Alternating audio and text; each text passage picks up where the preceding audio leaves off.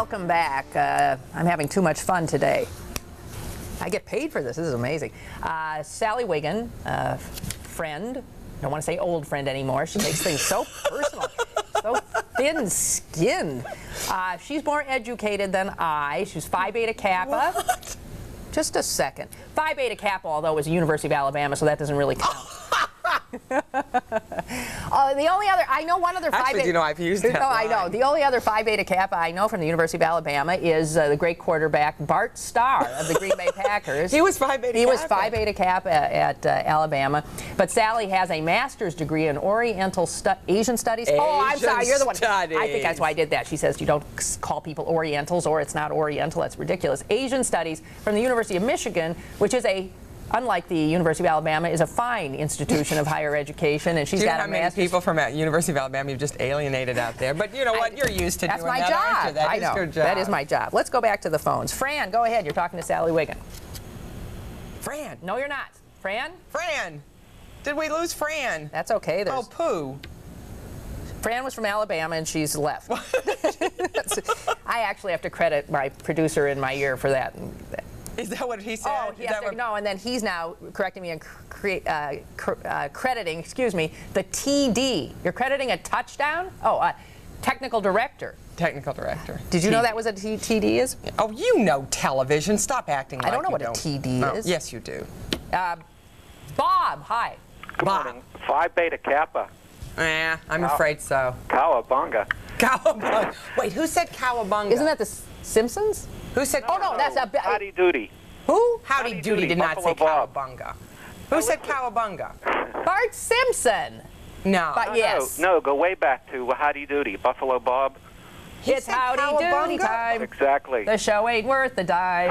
And as for Uncle Bob, well, he's no good at the job. I can't remember. We used to make fun of him. Well, Bob, I'm sure you have something to say. Please. Listen, you know, over the past couple of months, I've been reading in the newspaper that Dan Rather, Tom Brokaw, and the fellow on ABC, Peter Jennings. Peter Jennings, have all signed ridiculous contracts, like $7-8 million a year. I think that's a lot of money for reading. What do you think?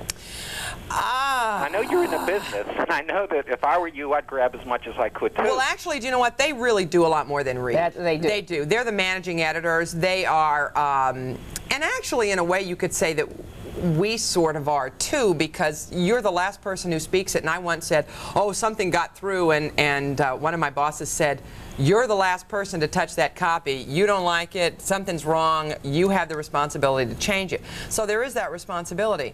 Also, many people do watch a show because of the anchor, and the networks feel that way. And in order to keep their anchors in place, yes, it's a huge amount of money. Sports figures make a huge amount of money. Is Mark McGwire worth what he's going to get if he goes to 61? If he beats Roger Maris's record? Who's to say? I really can't. I mean, they get what the market can bear. But I read an interesting article in Newsweek. It was a commentary about how there are now so many sources of information that it has diluted the power of the media. So why are these people making this money? It may be the last time we see this happen, because once these guys are gone, the ones who come afterwards probably aren't going to make as much. Although here I read that Stone Phillips is now making $5 million, and Katie Couric, what did they give her? $7 million, and Jane Pauley $5.5 million, and I didn't even get a raise last year. Yeah, it's, you know what, a huge amount of money is involved in what they do, and actually network news now is the way that stations make money. You're not saying anything. You have opinions on this. Yeah, I think it's obscene. Don't you, Bob? Yeah, I sure do. Thanks a lot, lady. Goodbye. Yeah, Bob, I think it's obscene. Yeah, I mean, sure. I mean, and you know what will else? I ever make anything like that? Of course not. I don't. I mean, you know, it is.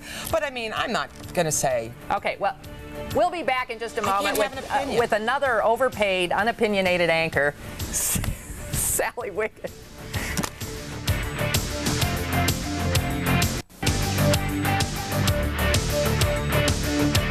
Okay, just a few minutes left. It's going much too fast because we're having much too much fun.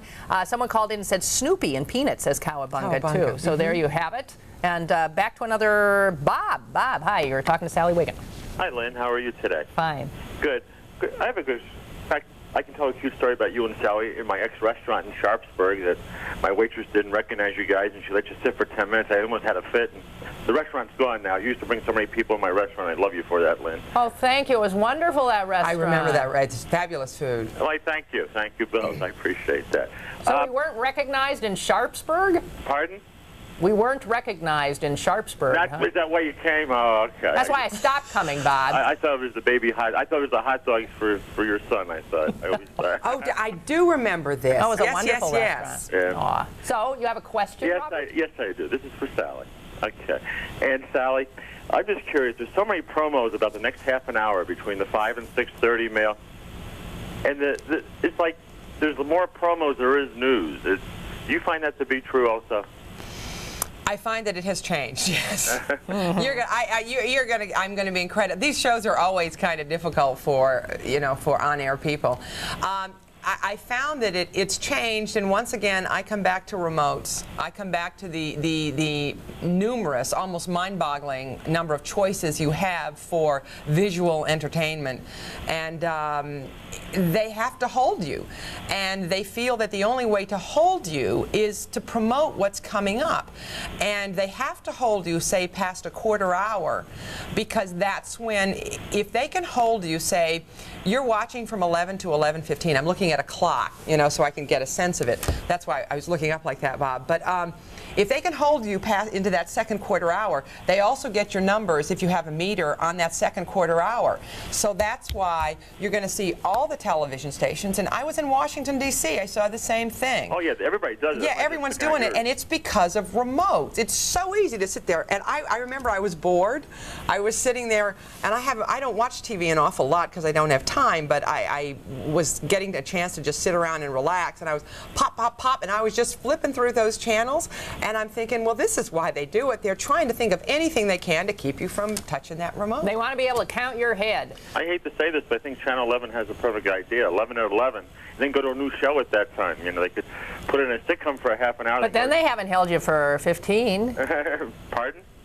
11 at well, I don't know. You notice she's gotten all of a sudden stonily silent. Because actually I'm not sure what he's talking about since I she's don't on watch. the air at 11. Since I don't watch. They have this. No, that's why I'm their saying I promotional. don't. Bob. Yes. Bye. Bye. You Bye, have Bob. a nice Thanks. day. Bye, bye. Thanks for calling. Bye, bye. Gee, I don't know. I'm sorry. Callers. Jeff, can you do it in 2 seconds? Nah. Another Jeff? No, he went, and I don't blame him because we don't have any time. This was fun. You got to do this again, or you got to come back and do my the girlfriend show on the radio. Sure. Okay. Sure, as long as you. She has a dog. I have made little notes. You have a dog that speaks German. Yes, he speaks It's a German Shepherd. Only Wiggin would have a German Shepherd. I learned 5 words. What do you know? Sitz, bleib, Platz. Platz? Here means it's here. Well, here, Sitz must mean sit. What does Sitz Platz mean? Platz means lie down. Giblaut means speak. Giblaut. Giblaut. He doesn't do that really well. He just jumps at me when I say that. Sally Wiggin, up close and personal, and there you have it. Thank you very much. I appreciate it. This was fun. I know it's fun. It's a fun show. I'll be back in just a minute to say what's coming up, to tease you, to promote things. Television. Help it.